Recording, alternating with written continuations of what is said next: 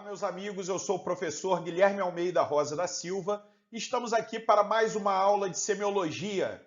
Vamos falar um pouquinho sobre semiologia das doenças orovalvares. A semiologia das doenças orovalvares é o estudo das doenças das válvulas cardíacas e que é assunto muito recorrente nos livros de semiologia. O estudante geralmente se refere à semiologia das doenças orovalvares, manifestado principalmente pelos sopros cardíacos. Mas nessa aula tenderemos a nos aprofundar um pouco mais sobre a clínica médica das doenças orovalvares, falando uma por uma, tanto as lesões de estenose quanto insuficiência de cada uma das 4 válvulas cardíacas. A nossa principal indicação como referência bibliográfica é o material dos Arquivos Brasileiros de Cardiologia, a atualização das diretrizes brasileiras de valvulopatias, abordagem das lesões anatomicamente importantes. Esse documento tanto fala sobre a apresentação de sinais e sintomas, exame físico das lesões orovalvares, assim como também fala de toda a propedêutica diagnóstica, fala também sobre estratégias terapêuticas. Lembrando a vocês que o objetivo da nossa aula é discursar principalmente sobre semiologia, falar um pouquinho sobre os sintomas, falar sobre os achados do exame físico e também apresentar para vocês as causas, as principais causas na clínica médica das lesões. E também iremos reservar um slide de cada doença orovalvar para falarmos objetivamente sobre tratamento. Nossa primeira lesão será a estenose mitral.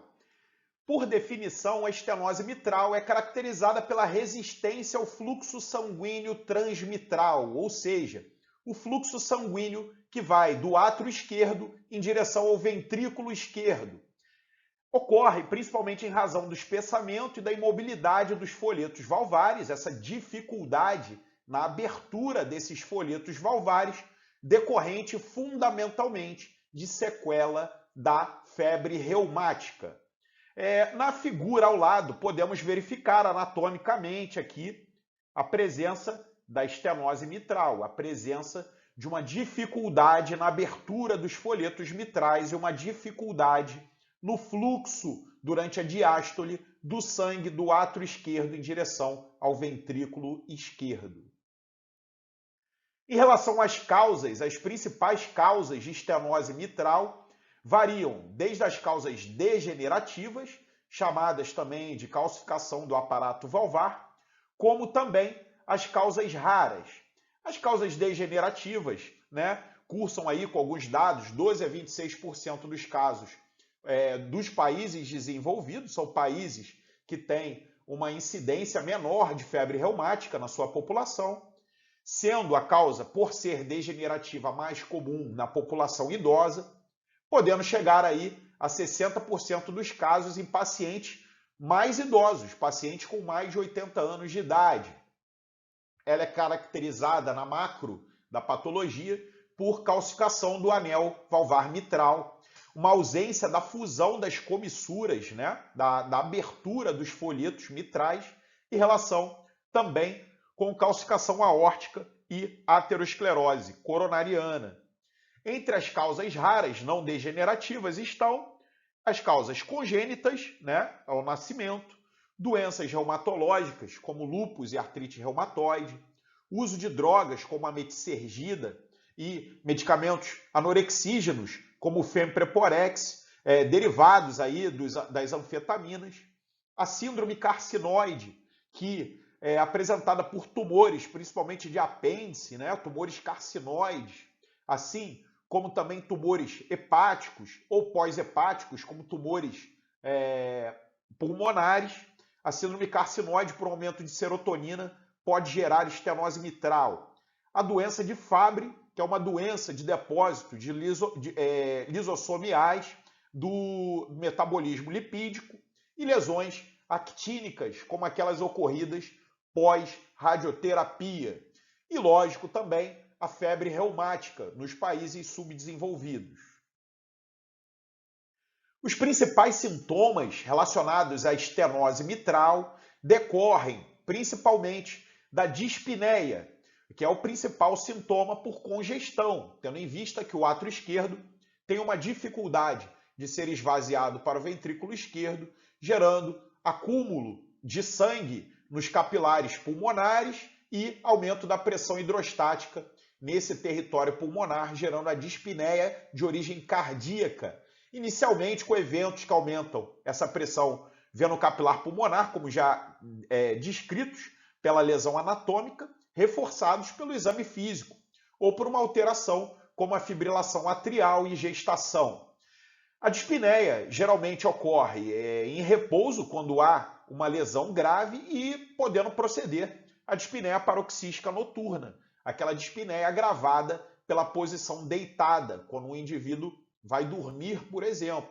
Isso aumenta o retorno venoso e faz com que aquele átrio esquerdo tenha que trabalhar com volumes sanguíneos mais altos, tendo uma lesão que impede o seu fluxo à frente. Pode ser acompanhada também por palpitações, principalmente se acompanhada da fibrilação atrial, hemoptise por hipertensão pulmonar, disfonia, disfagia e tosse por edema pulmonar. Pode ser acompanhada também por eventos embólicos, cerebrais, mesentéricos e de extremidades, sobretudo pela coagulação gerada pelo aumento do átrio esquerdo, com estase nesse átrio esquerdo, e também, principalmente, em casos em que há o acompanhamento pela fibrilação atrial. Em relação ao exame físico, os principais achados são a facies mitralis, uma face ruborizada, veremos foto a seguir, estalido de abertura precoce, o som gerado na abertura daquela válvula mitral calcificada, a primeira bulha hiperfonética gerada pelo reforço aí do componente mitral na abertura das válvulas atrioventriculares e também uma segunda bulha hiperfonética ocasionada pela hipertensão pulmonar, né? Principalmente do componente pulmonar da bulha. Sopro diastólico irruflar, o ruflar, ele é um sopro de som grave, principalmente audível, né? Com o lado oposto do seu estetoscópio, a campânula, com reforço pré-sistólico se o paciente estiver em ritmo sinusal, ou seja, com a presença de uma B4, ocasionando pela sobrecarga de pressão ocasionada pela hipertensão pulmonar.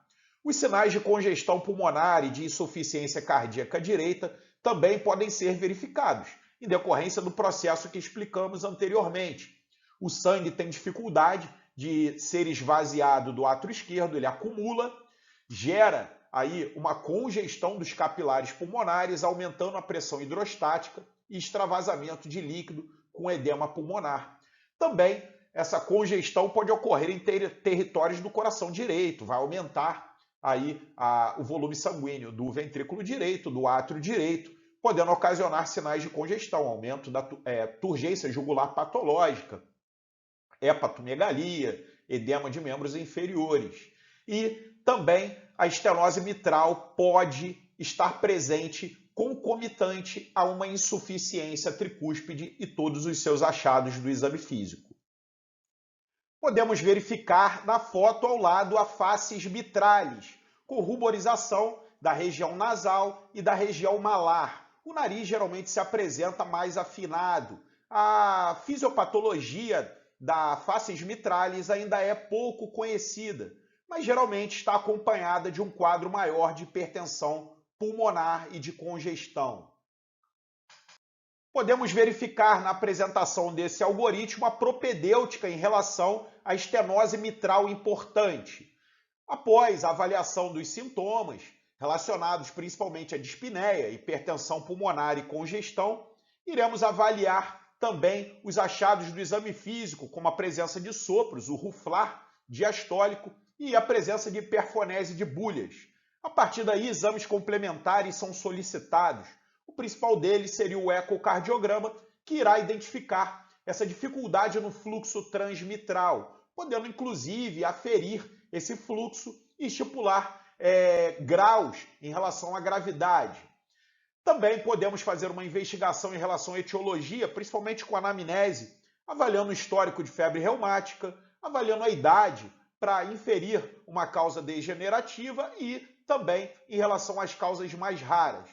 A presença de complicadores como hipertensão pulmonar e fibrilação atrial de início recente são os principais fatores relacionados às intervenções, tanto por troca valvar cirúrgica, como também por troca valvar realizada por implante valvar transcatéter, aquela válvula colocada por procedimentos através do cateterismo. Chegou a hora de falarmos um pouquinho sobre insuficiência mitral. A insuficiência mitral é a condição na qual existe o refluxo de sangue, ou seja, o retorno do sangue do ventrículo esquerdo para o átrio esquerdo durante a sístole ventricular. Isso é gerado principalmente pela incompetência no mecanismo de fechamento da válvula mitral. Essa válvula mitral não oclui totalmente a passagem do ventrículo esquerdo para o átrio esquerdo. Em relação às principais causas, temos 3 grupos. A causa reumática, que é a mais prevalente no Brasil e em países em desenvolvimento, cujo espessamento com retração das cúspides e o acometimento da comissura da válvula geram a insuficiência nesse fechamento valvar.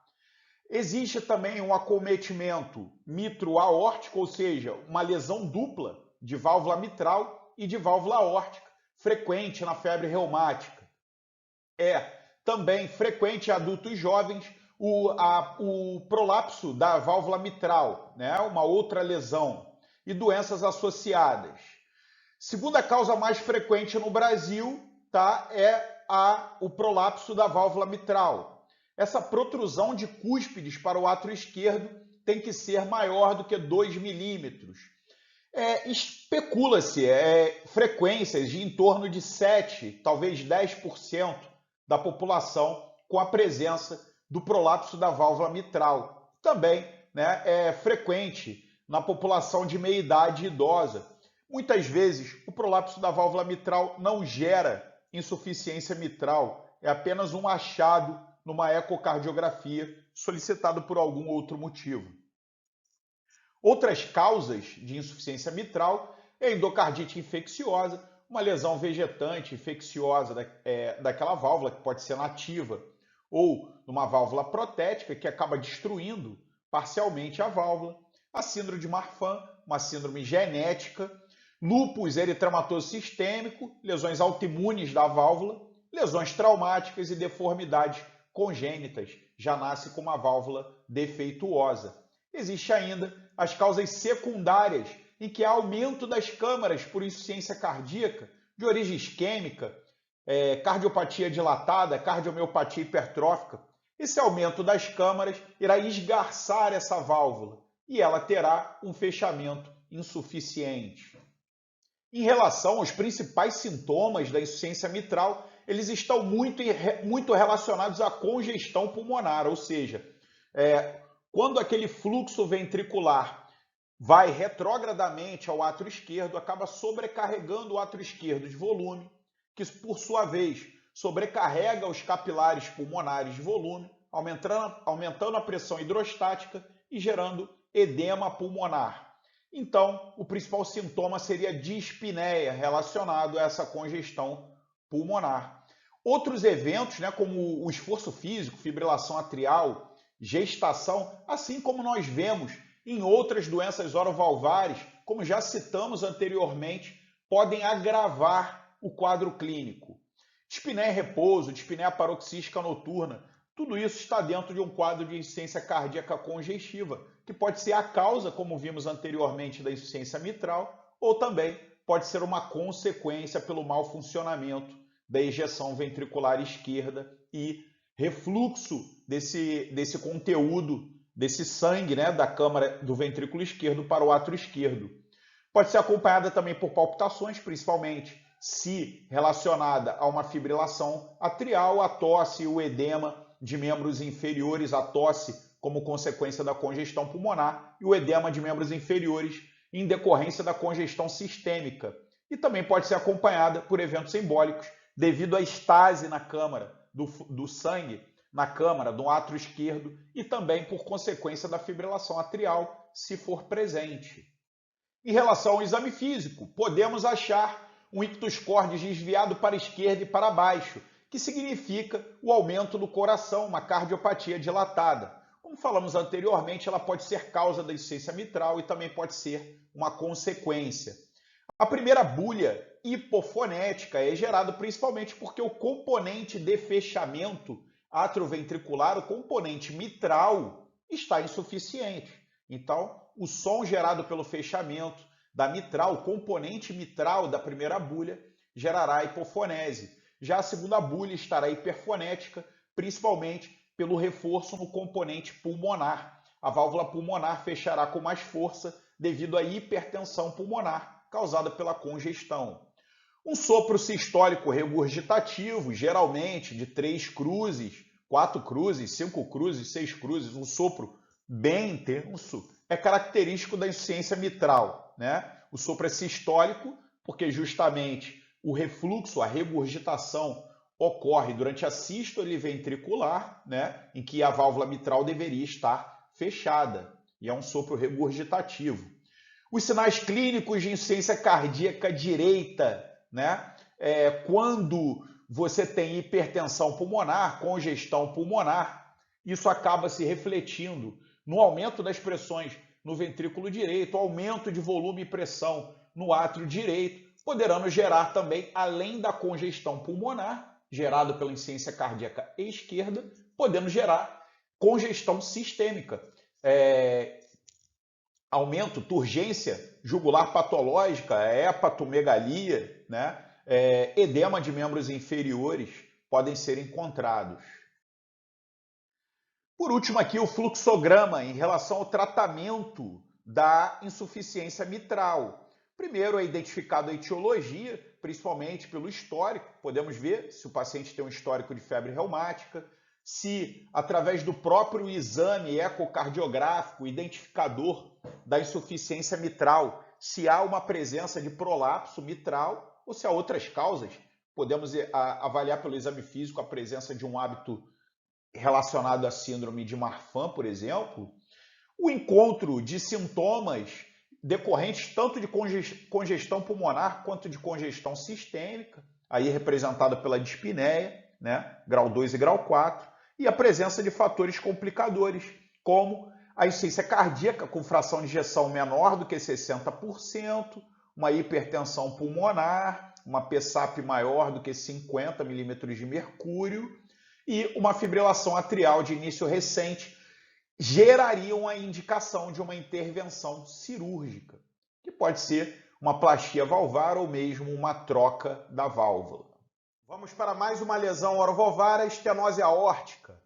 A estenose aórtica é uma condição em que há uma restrição na abertura dos folhetos valvares, gerando um impedimento ao fluxo normal do ventrículo esquerdo em direção à artéria aorta.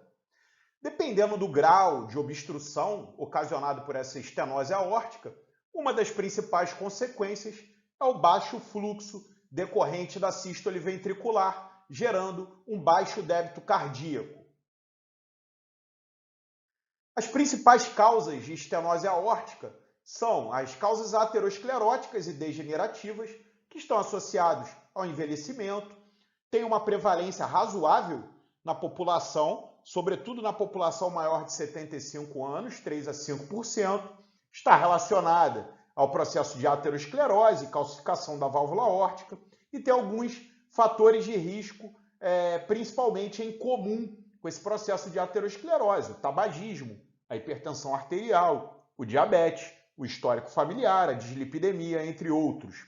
E tem associação com a doença arterial coronariana, tanto pelo baixo fluxo originado no ventrículo esquerdo em direção a essa coronária, que sai ali da raiz da aorta, tanto quanto pela compatibilidade em relação aos fatores de risco à doença cardiovascular. Existe também a etiologia reumática, confusão da comissura dos folhetos da válvula aórtica. Pode ter um acometimento duplo, como já foi falado anteriormente, tanto mitral quanto aórtico, chamado acometimento mitroaórtico, e sim, ela tem uma incidência maior na população mais jovem, né, em contrapartida em relação à causa aterosclerótica e degenerativa. Pode estar também associado à insuficiência aórtica, lesão dupla da aorta, estenose e insuficiência gerada pela febre reumática. Outra causa é a aorta bicúspide, uma alteração congênita, né, com prevalência de 2% da população. Tá? Também tem associação com a ortopatia, né, aneurismas da aorta, e tem uma orientação laterolateral da fenda comissural, um aspecto da macro da patologia.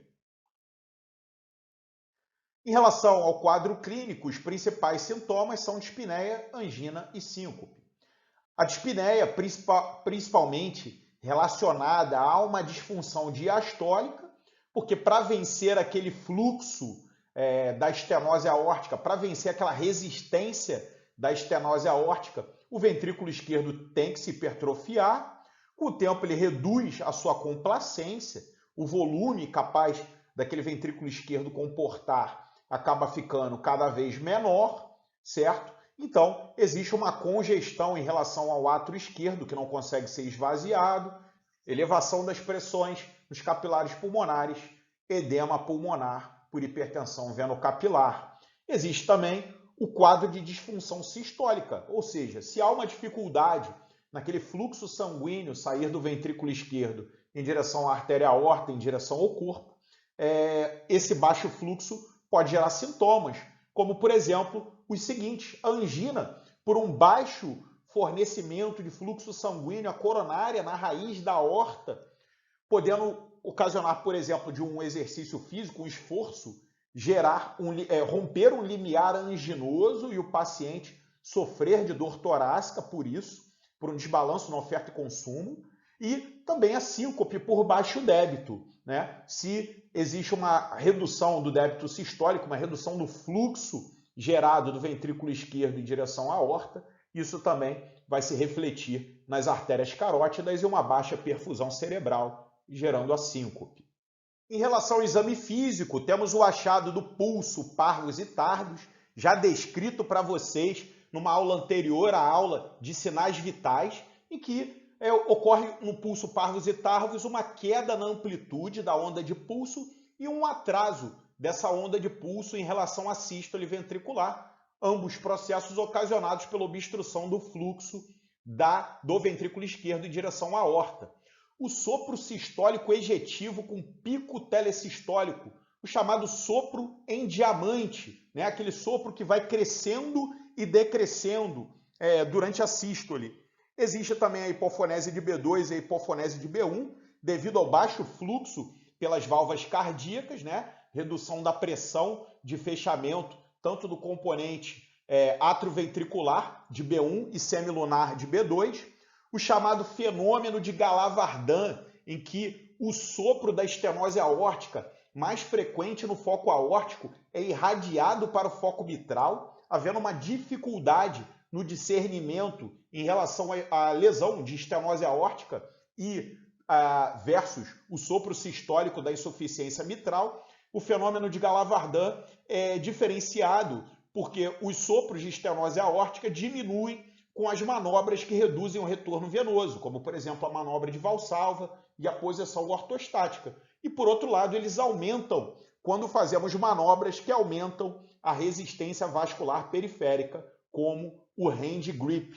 O desdobramento paradoxal de B2 ocorre quando o desdobramento é natural durante o processo de respiração, certo? Você já ausculta a bulha desdobrada com tum, tra, né? E quando o indivíduo inspira profundamente, aquele desdobramento de B2 desaparece, podendo ouvir novamente o tum-tá, tum-tá. Isso é encontrado na estenose aórtica. Por último, aí, o fluxograma em relação ao tratamento da estenose aórtica, você tem que diferenciar pela anamnese, também pelos exames complementares, se a etiologia é degenerativa, reumática ou a presença de uma alteração congênita, que é a aorta bicúspide. Também, pela anamnese e exame físico, podemos identificar os sintomas e também os achados já descritos no slide anterior, os sintomas de dispneia, angina e síncope e os achados do exame físico, como por exemplo o sopro.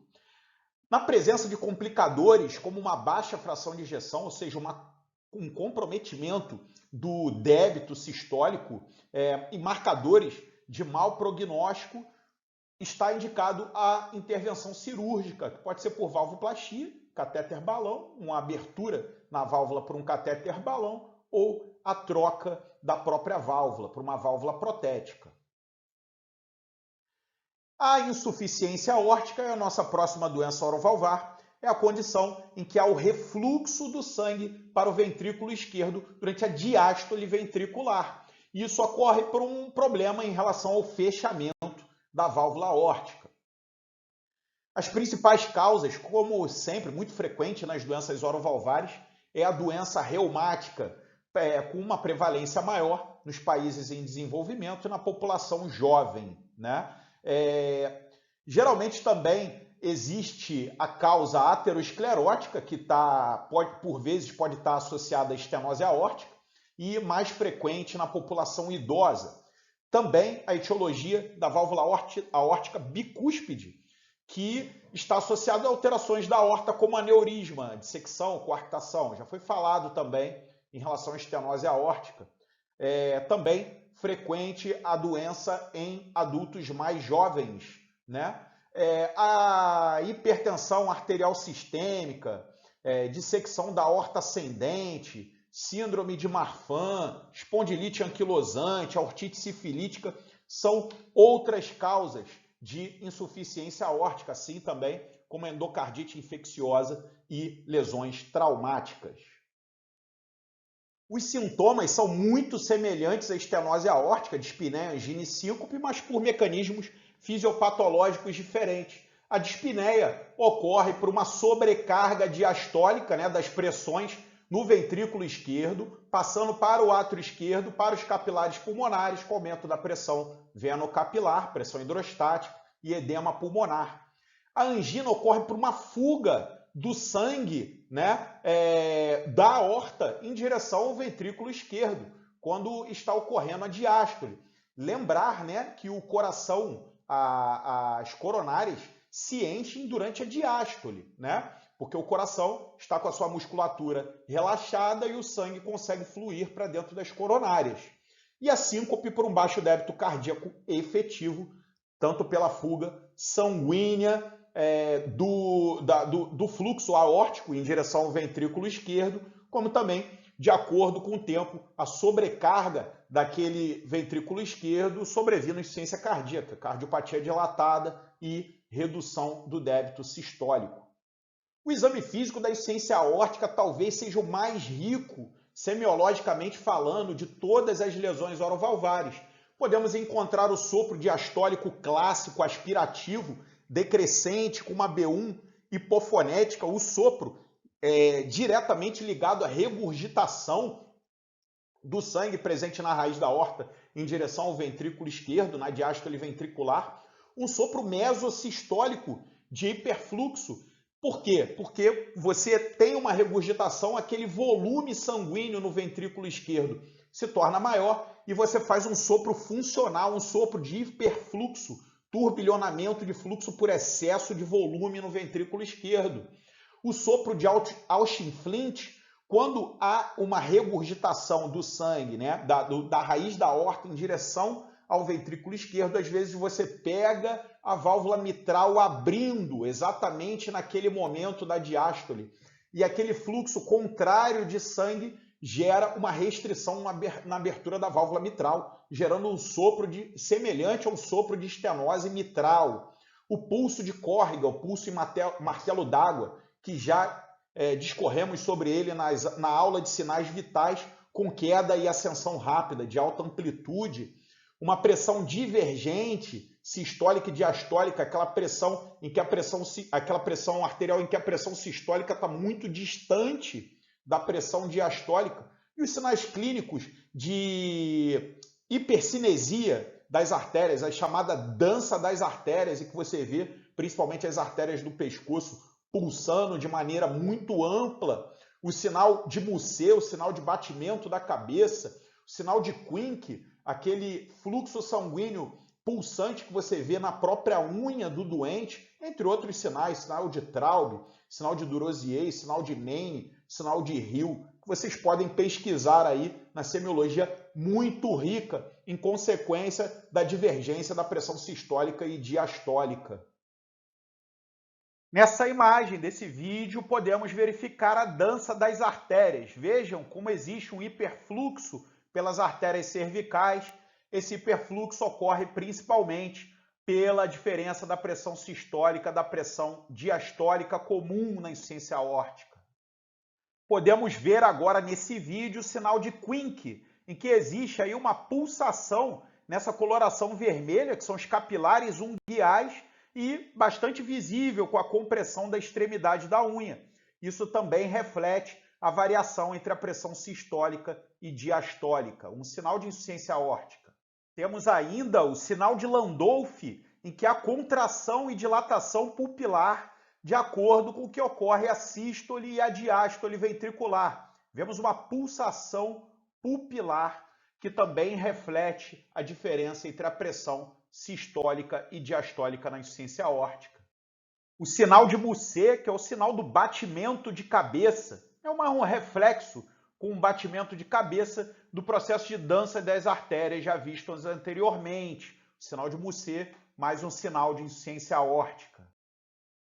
Em relação aí ao quadro de tratamento da insuficiência aórtica, mais uma vez pela anamnese e exame físico, você consegue diferenciar algumas etiologias, como etiologia reumática no paciente jovem, degenerativa no paciente idoso. Através do exame complementar, uma ecocardiografia consegue ser evidenciada uma aorta, uma válvula aórtica bicúspide, né? Sintomas como dispneia, angina e síncope, que já foram descritos anteriormente, e os complicadores através dos exames complementares, como um baixo débito cardíaco, uma fração de ejeção reduzida, podendo levar a uma intervenção, uma indicação de intervenção cirúrgica de troca valvar. Vamos falar de insuficiência tricúspide. Insuficiência tricúspide é aquela condição em que há um refluxo, uma regurgitação do volume sanguíneo do ventrículo direito para o átrio direito durante a sístole ventricular. A insuficiência tricúspide gera uma sobrecarga de volume no coração direito, diferente daqueles quadros de insuficiência aórtica e insuficiência mitral do coração esquerdo, que chegará a pegar territórios pulmonares. Os sintomas, entretanto, incluem a dispneia, porque na insuficiência tricúspide existe uma causa secundária. Por muitas vezes, um paciente com insuficiência cardíaca congestiva terá dilatação das suas câmaras. Essa dilatação, por consequência, não será acompanhada pela dilatação também nas estruturas das válvulas. Essas válvulas, então, esgarçam e acabam gerando uma insuficiência. Então, no caso da insuficiência tricúspide, a dispneia por congestão venocapilar, quer dizer, aquele coração que tem uma dificuldade na ejeção no ventrículo esquerdo, faz acúmulo de volume para o átrio esquerdo, gera congestão no território capilar pulmonar, aumento da pressão hidrostática e edema agudo de pulmão, não será consequência direta da doença orovalvar, mas secundária à apresentação de insuficiência cardíaca. Os quadros, sim, relacionados diretamente à insuficiência tricúspide, são de sobrecarga do sistema, do quadro sistêmico, não do quadro pulmonar, gerando, por exemplo, hepatomegalia, turgência jugular patológica, edema agudo de pulmão, fadiga. No exame físico, então, encontraremos consequências desse quadro clínico de congestão sistêmica, turgência jugular patológica, hepatomegalia, edema de membros inferiores. Diretamente relacionada à insuficiência tricúspide, teremos aquele sopro sistólico regurgitativo na borda external esquerda, no foco tricúspide, com o sinal de Rivero-Carvalho. O sinal de Rivero-Carvalho ocorre quando, frente a uma inspiração profunda, acentua-se o som do sopro, porque o aumento do retorno venoso gerado pela inspiração profunda acentua os sons do coração direito, que são obrigados a lidar com volumes sanguíneos maiores. Nesse slide, podemos verificar a turgência jugular patológica, o engurgitamento das jugulares, na presença de um paciente a 45 graus. Um paciente na posição em pé, na posição de 45 graus, a jugular não deveria aparecer, né? O paciente está em pé, isso facilita o retorno das jugulares em direção ao átrio direito. Nesse caso aqui, temos uma turgência jugular patológica. Em relação ao tratamento da insuficiência tricúspide, segue aquele fluxograma de anamnese e exame físico, tentativas de encontrar a etiologia base, que no caso aqui é ou a lesão direta da válvula tricúspide ou a insuficiência cardíaca, gerando a insuficiência tricúspide funcional. Entre as principais causas, como sempre, está a doença reumática, né? A febre reumática. E o quadro clínico de dispneia, referente aos quadros secundários de insuficiência cardíaca, os quadros sistêmicos de edema de membros inferiores, hepatomegalia, turgência jugular, quando existem fatores complicadores, como a dilatação progressiva do ventrículo direito, estaria indicado intervenção cirúrgica, a plastia da válvula ou a troca valvar. No quadro oposto, o quadro de estenose tricúspide, seria a obstrução do fluxo em relação ao átrio direito para o ventrículo direito. Aquele ventrículo direito terá uma dificuldade de enchimento devido a uma obstrução no fluxo pela estenose tricúspide. As principais causas são a causa reumática e outras causas. A causa reumática é a causa mais prevalente, né? Com espessamento e retração das cúspides ou acometimento da comissura da válvula e frequente em adultos jovens. Outras causas de destruição valvar doenças autoimunes, como lúpus, endocardite infecciosa, uma lesão infecciosa da válvula, que pode ser bacteriana ou fúngica, síndrome carcinoide, um tumor carcinoide hiperprodutor de serotonina, geralmente pós-hepático ou hepático, né? Gerando um aumento sistêmico de serotonina, gerando a síndrome carcinoide, cuja uma das apresentações, além do rubor, é a estenose tricúspide, deformidades congênitas, lesões pós-radioterapia.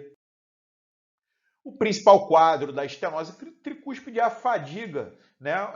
E também sintomas de congestão, como edema de membros inferiores por aumento do volume do átrio direito, dificuldade de esvaziamento do átrio direito, levando à congestão sistêmica. A ausência de dispneia é marcante, pois ela não envolve territórios do coração esquerdo, não passa pela circulação pulmonar que está após a obstrução tricúspide. Pode estar associada aí a palpitações, ascite, disfunção hepática por congestão sistêmica, hipertensão porta, né? Hepatomegalia, turgência jugular patológica.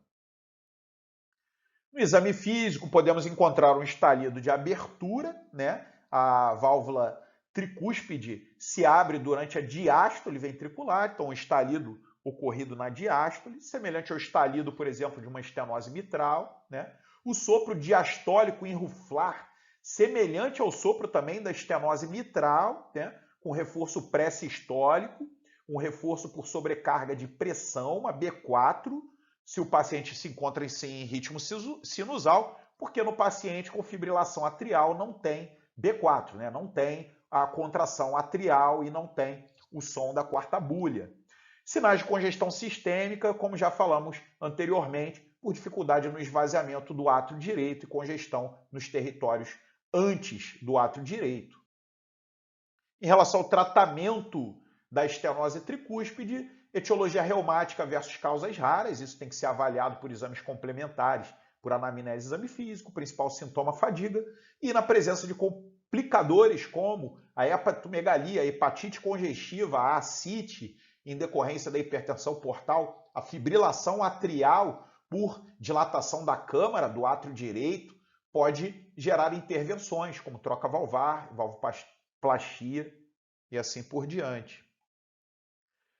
Falando da última válvula, válvula pulmonar, a estenose pulmonar, que é uma obstrução anatômica que impede o esvaziamento do ventrículo direito em direção à artéria pulmonar, né? Esses casos podem ocorrer diretamente na válvula, podem ser pós-valvar, já no território da artéria pulmonar, por exemplo, principalmente por alterações congênitas, cardiopatia congênita. Então, a principal causa da estenose pulmonar é a cardiopatia congênita. Por exemplo, na tetralogia de Fallot, podemos encontrar estenose da pulmonar. Pode surgir também como complicação de doenças congênitas, como a rubéola congênita, lesão por radiação pós-radioterapia, febre reumática pode causar qualquer lesão orovalvar, e o tumor carcinoide, já citado anteriormente, também pode complicar, além de estenose tricúspide, a estenose pulmonar. A principal manifestação, no caso, é a cianose, né? Porque não diretamente pela estenose pulmonar, mas pela presença de xantes interventriculares, ou uma comunicação interventricular, como por exemplo na tetralogia de Fallot, em que a mistura do sangue do coração direito com o coração esquerdo, ocasionando cianose, né? O exame físico, o principal achado realmente é o sopro sistólico do foco pulmonar. No caso da estenose pulmonar, o procedimento de escolha para o tratamento é a valvuloplastia por catéter balão, em que é inserido o catéter balão e a válvula é esgarçada, é dilatada, como vocês podem ver aqui, mas nesse exemplo do desenho, né, utilizado numa válvula mitral, mas o mesmo procedimento pode ser utilizado na válvula tricúspide. Veja aqui que no caso da válvula mitral, olha por onde passa o catéter balão. No septo interatrial. A insuficiência pulmonar, nossa última lesão, né, caracteriza pelo fechamento ineficaz da válvula pulmonar, gerando refluxo da artéria pulmonar para o ventrículo direito, gerando sobrecarga de volume do ventrículo direito. Espero que vocês já possam imaginar o quadro clínico. Como principal etiologia da insuficiência da válvula pulmonar está a hipertensão pulmonar. Pode ser tanto primária quanto secundária, como por exemplo nas doenças pulmonares, como DPOC, fibrose pulmonar. A insuficiência pulmonar, a da válvula pulmonar, pode ser consequência da síndrome de Marfan, uma síndrome genética, certo? Outras causas, como endocardite infecciosa, que podem destruir a válvula, como todas as outras, sequela de febre reumática, como todas as outras, ou num pós-operatório de uma tetralogia de Fallot para fazer alterações da artéria pulmonar ou da própria válvula pulmonar estenosada, ou como complicação de uma valvuloplastia de uma estenose pulmonar. Se aquele catéter balão esgarçar demais a válvula pulmonar, sobressairemos com uma insuficiência pulmonar. Os principais sintomas descritos são dispneia, fadiga e dor torácica. Um achado curioso, né, no exame físico da insuficiência pulmonar é o sopro diastólico, né? O esperado é que um sopro de insuficiência pulmonar seja sistólico. Existe o sopro sistólico mais audível no foco pulmonar. Porém, existe também o sopro diastólico, o sopro de Graham-Still. O sopro de Graham-Still, né, é quando há uma regurgitação da válvula pulmonar, encontra-se a válvula tricúspide se abrindo, né, durante a diástole, e então aquele fluxo retrógrado irá fazer uma barreira à abertura total daquela válvula tricúspide, gerando um sopro diastólico, um sopro semelhante à estenose tricúspide, mas funcional. É o sopro de Graham-Still. Encontramos também os achados de um ventrículo direito sobrecarregado, o ictus VD, o frêmito, né? A B3 e a B4, sobrecarga de volume e pressão do ventrículo direito, e o desdobramento de B2.